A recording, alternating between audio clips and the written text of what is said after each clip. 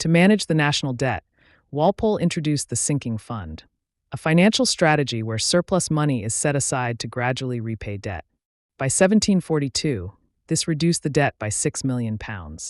During his tenure, the South Sea Company, founded in 1711 for trade with South America, played a key economic role. However, it failed, and the 1720 South Sea bubble caused a major financial crisis. Walpole's policies helped restore stability. Trade was also central to his strategy, focusing on commodities like tobacco and sugar, though often tied to the slave trade.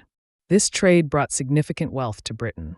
Overall, Walpole's policies in debt reduction, trade, and crisis management were crucial to shaping Britain's economy.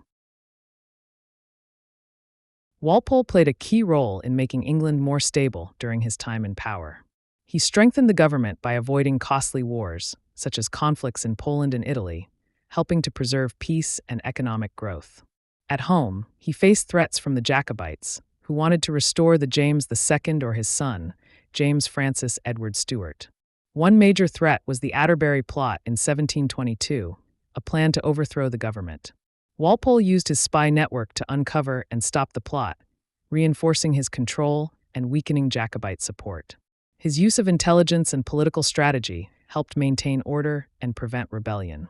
By focusing on peace and security, Walpole laid the groundwork for a more stable and prosperous England after years of uncertainty caused by the Glorious Revolution of 1688.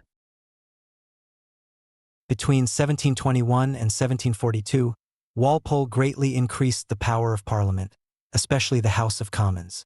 As the first de facto prime minister, he worked closely with King George I, who relied on his support due to limited English skills and unfamiliarity with British politics.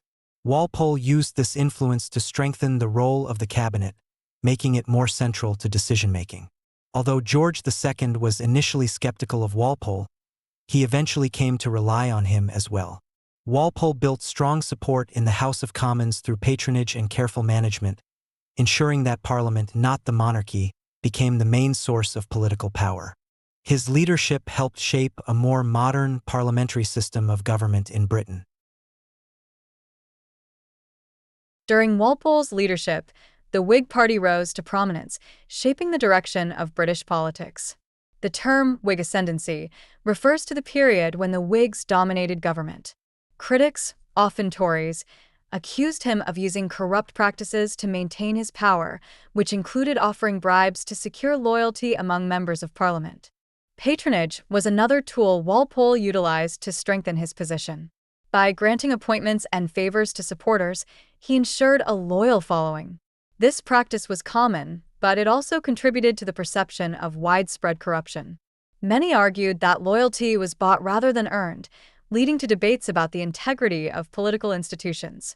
One of the most notable aspects of Walpole's regime was the coffeehouse culture that flourished in London. These establishments became important social hubs where people gathered to discuss politics, share ideas, and critique the government. Satire thrived in these coffeehouses, with writers and thinkers using humor to mock Walpole and his perceived corruption. Walpole was often accused of lacking patriotism, especially in handling foreign affairs. He tried to avoid conflict with Spain, even as tensions grew over trade in the West Indies. British merchants clashed with Spanish forces over the slave trade and the Asiento Contract, which allowed Britain to supply slaves to Spanish colonies. The situation worsened after the incident involving Captain Robert Jenkins, who claimed a Spanish Coast Guard cut off his ear, fueling public anger. Despite Walpole's reluctance, pressure led to the War of Jenkins' Ear in 1739. The war revealed British weaknesses, with key battles lost and little gained. Critics saw Walpole's cautious approach as unpatriotic and blamed him for failing to defend national interests effectively.